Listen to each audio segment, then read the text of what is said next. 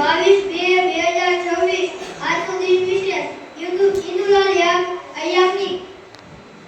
ગુજરાતની અસ્મિતાના સ્વપ્ન દ્રષ્ટા અને મહાગુજરાત ચળવળના પ્રણેતા